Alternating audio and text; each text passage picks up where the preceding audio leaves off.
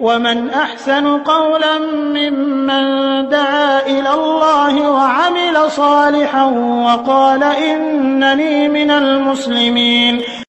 আসসালামু আলাইকুম রহমতুল্লাহি ওয়া বারাকাতুহু। আমাদের একজন ভাই জানতে চেয়েছেন যে ঝাড়ফুঁকের বিষয়ে, যে আমরা মাদ্রাসায় পড়াশোনা না করার কারণে আমাদের কোরআন তেলাওয়াত হয়তো খুব একটা তেমন একটা শুদ্ধ হবে না যারা মাদ্রাসায় পড়েছে বা যারা কোরআন শিখেছে তাদের মতো। তো যে কারণে আমরা অন্য কারো কাছ থেকে ঝাড়ফুঁক করে নিতে পারি কি না, এটি মূলত ওনার প্রশ্ন। এখানে আমি বলবো যে দেখুন, স্বাভাবিকভাবে একজন মুসলমান হিসেবে এটুক আশা আছে যে আপনারা কোরআন তেলাওয়াত শুদ্ধ করা যেটুক জরুরি বা প্রয়োজন সেটুক করেছেন, যেটুক করলে আপনার অর্থের কোনো ভুল হবে না, লাহান হবে না, যেটুক আপনার দিনের মধ্যে বা আপনার সালাতের ক্ষেত্রে, আপনার ইবাদতের ক্ষেত্রে কোনো বাধা হবে না, সেটুকুকে আপনি অতিক্রম করেছেন এবং শিখেছেন।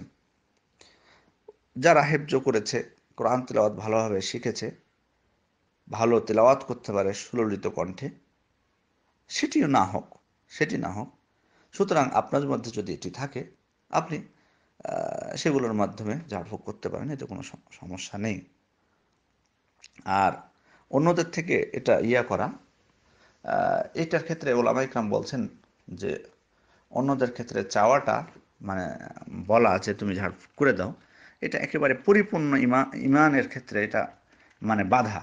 কারণ দেখুন, একটি হাদিস, প্রসিদ্ধ হাদিস, যেটি দেখুন সহিহ বুখারীর অন্যান্য গ্রন্থ রয়েছে, 5752 নম্বর হাদিস, যেখানে রাসূল সাল্লাল্লাহু আলাইহি ওয়াসাল্লাম বলেছিলেন যে 70 আলফান ইয়াদখুলুনাল জান্নাহ বিগাইরি হিসাব, 70,000 যারা জান্নাতে বিনা হিসাবে প্রবেশ করবে। তাদের মধ্যে এক পরিচয় দিতে যে বলেছেন যে লা ইস্তারকুন, যারা ঝাড়ফুঁক করে চায় না। তো এখানে বোঝা যাচ্ছে তাহলে যে চাওয়াটা এটা আপনার একেবারে পরিপূর্ণ ইমানের ক্ষেত্রে এটা বাধা। তো যে কারণে সব থেকে উত্তম হলো যে আপনি নিজে নিজেই করবেন। তবে কেউ যদি আপনাকে করে দেয় করতে আসে ওর ইচ্ছাতে, ধরেন আপনি অসুস্থ, আপনাকে কেউ ঝাড়ফুঁক করে দিতে চাচ্ছে, তাহলে আপনার এটাতে বাধা দেওয়া আপনার উচিত না। আপনি তাকে বাধা দেবেন না, তাই বলে না, বাধা দেবেন না। কারণ দেখুন, আয়েশা রাদিয়াল্লাহু আনহা এর আগের দিনই তো হাদিস শুনিয়েছি যে রাসূল সাল্লাল্লাহু আলাইহি ওয়াসাল্লামকে করেছিলেন মৃত্যুর সময়, যে তিনি পড়তেন, তারপর রাসূলের হাত দিয়ে তার শরীরে হাত মালিশ করতেন বা মাসাহ করতেন। তো এটা তো আমরা জেনেছি। সুতরাং রাসূল সাল্লাল্লাহু আলাইহি ওয়াসাল্লাম তো তাকে বাধা দেননি। তেমনইভাবে কেউ যদি করে তার স্বইচ্ছায়, তাহলে আপনি বাধা দিবেন না। আর যদি না করে কেউ, আপনার না চাওয়াটাই সব থেকে ভালো, যেমনটি বলেছি। তবে কোন ওলামা ইকরাম বলছেন, যেমন শাইখ বিন বাজ রাহিমাহুল্লাহ, তিনি বলেছেন যে একজন ব্যক্তি যদি পরিপূর্ণভাবে আল্লাহর উপর ভরসা করে এবং সে তার উপর অর্পিত দায়িত্ব বা যেগুলো ওয়াজিব দিনের মধ্যে, যেগুলো তাকে নির্দেশ দেওয়া হয়েছে, যেগুলো থেকে নিষেধ করা হয়েছে, যেগুলো থেকে বেঁচে থাকে এবং যেগুলো তাকে বলা হয়েছে সেগুলো সে করে, তাহলে এবং দেখে এমন কোনো অসুখ হয়েছে যেটার কোনো ওষুধ বাস্তবিক ক্ষেত্রে নাই, এবং সে নিজেও তেমন একটা হয়তো দেখা যাচ্ছে যে ফল পায়নি, তখন অন্য কোনো দিনদার ব্যক্তির কাছ থেকে চাইলে সেটা ইনশাআল্লাহ পরিপূর্ণ ইমানের ক্ষেত্রে বাধা হবে না বলে আশা করা যায়, এমনটি বলেছেন।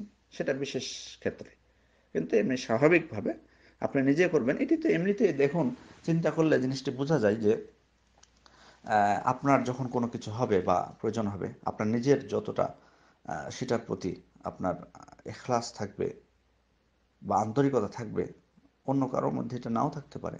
যে কারণে আমাদেরকে এগুলো শিখতে হবে। হয়তো বলবেন যে আমার তো জানা নাই, দোয়া জানার চেষ্টা করতে হবে এখন থেকে। সকলে আমরা চেষ্টা করি। আমাদের বললে হবে না যে আমাদের অনেক সময়, আমরা তো বলতে পারবো না কে কখন মৃত্যু আছে। সুতরাং এখন থেকে আমরা সজাগ হই, এই দোয়াগুলো শিখি এবং নিজে নিজে আমল করার চেষ্টা করি রাসূল সাল্লাল্লাহু আলাইহি ওয়াসাল্লাম যেগুলো করতেন। হ্যাঁ, এমন যদি পরিস্থিতি হয়ে যায় তাহলে আপনি চাইতে পারেন, যেমনটি ওলামা একরাম অনুমতি দিয়েছেন, এটা কোনো বাধা নেই। তবে সর্বোত্তম হলো নিজে নিজে করাটাই, এটা হলো সব থেকে বড় কথা। আসসালামু আলাইকুম রহমতুল্লাহ।